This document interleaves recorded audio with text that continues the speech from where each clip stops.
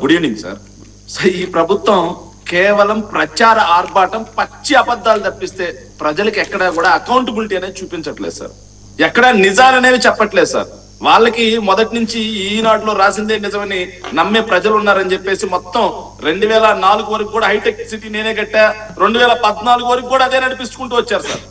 కానీ ఇప్పుడు social media యుగం సార్. జెన్జీ గూగుల్ ఎట్ట కొట్టేసాం అనుకో మొత్తం డేటా అంతా బయటకు వచ్చేస్తారు సార్. అందరు కూడా చదవడం నేర్చుకున్నారు.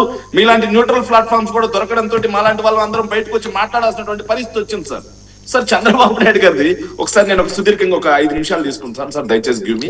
సో చంద్రబాబు నాయుడు గారు అధికారంలోకి వచ్చిన తర్వాత నెలకు 1,00,000 కోట్ల పెట్టుబడులు లెక్కన 23 లక్షల కోట్ల పెట్టుబడులు వచ్చాయి, 23 లక్షల మందికి ఉద్యోగాలు ఇచ్చామనే మాట చంద్రబాబు నాయుడు గారు ప్రతి సందర్భంలోనూ మాట్లాడుతున్నారు సార్. ఇక నారా లోకేష్ గారు అయితే కాలికి బలపం కట్టుకొని తిరుగుతున్నారు అని చెప్తున్నారు సార్. ఆయనేమో దావోస్ 2 సార్లు వెళ్ళారు సార్, ఆస్ట్రేలియా వెళ్ళారు, సింగపూర్ వెళ్ళారు, మొన్న సౌత్ కొరియా వెళ్ళారు, లండన్ వెళ్ళారు, ఇన్ని చోట్ల తిరిగారు సార్. తర్వాత సిఏఏ సమ్మిట్ కూడా పెట్టారు సార్ విశాఖపట్నం వేదిక. సో పెట్టి నెలకు 1,00,000 కోట్ల రూపాయలు వస్తున్నాయని చెప్పి వాళ్ళు చెప్పడం, దేశంలోకి వచ్చేటువంటి పెట్టుబడుల్లో 25% కేవలం ఆంధ్రప్రదేశ్ రాష్ట్రానికే వస్తున్నాయి అని చెప్పి నారా లోకేష్ గారు మాట్లాడటం, దాన్ని రాష్ట్ర వ్యాప్తంగా హోర్డింగ్స్ వేయించడం కూడా మనం చూసాం సార్. ఆ హోర్డింగ్స్ కూడా రాష్ట్ర ప్రభుత్వ సొమ్ము నుంచే వేయించారు సార్. సరే నిజమే 23 లక్షల కోట్ల రూపాయల పెట్టుబడులు వస్తే నువ్వు దాదాపు 2 కోట్లు పెట్టి హోర్డింగ్స్ వేయించినా కానీ దానికి ఒక అర్థం ఉంది సార్. సో కానీ వాస్తవ పరిస్థితులు చూస్తే ఇవి కాకుండా సార్ ఇది కూడా చూడాలి సార్. సో సిఏఏ సమ్మిట్ సందర్భంగా ఆంధ్రజ్యోతి ఈనాడులో వచ్చినవి కూడా చూడాలి సార్. పెట్టుబడుల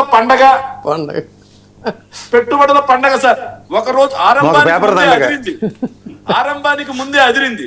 ఒక రోజు ముందుగానే 3,65,304 కోట్ల రూపాయల ఒప్పందాలు. సో దుర్మార్గంగా ఎలాంటి మాటలు రాస్తారంటే పెట్టుబడుల ధమాకా. మొన్న సిఏఏ సమ్మిట్ సందర్భంగా సార్ పెట్టుబడుల ధమాకా ఇంకా దుర్మార్గం. ఒక్కసారి ఎంఓఏ జరిగితే ఇక ఆ పరిశ్రమ మాదే.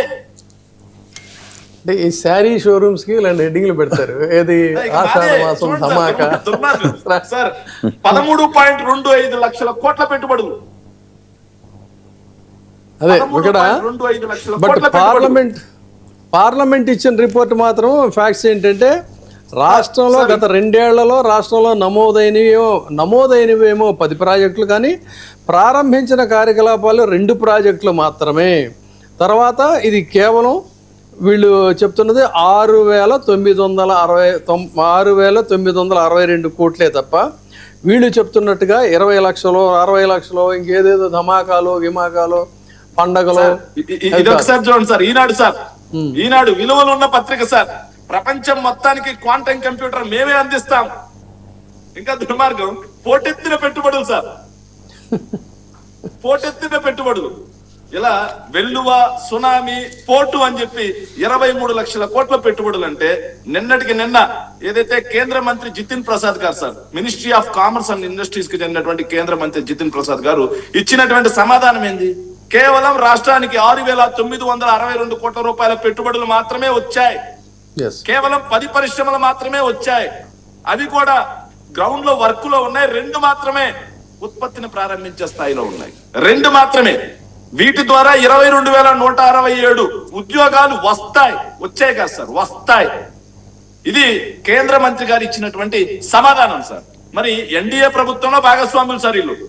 వాళ్ళ ఎన్డీఏ ప్రభుత్వమే, వాళ్ళ సెంట్రల్ మినిస్టరే ఇచ్చినటువంటి సమాధానం తప్ప, లేకపోతే చంద్రబాబు నాయుడు గారు మాట్లాడుతున్నటువంటి మాటలు తప్ప అనేది ప్రజలకు సమాధానం చెప్పాలి కదా సార్. ఈ రోజు కేబినెట్ సందర్భంగా ఎవరైతే మినిస్టర్ గారు బయటకు వచ్చి చెప్తారు కదా సార్, దీనికి కూడా సమాధానం చెప్పాలి కదా.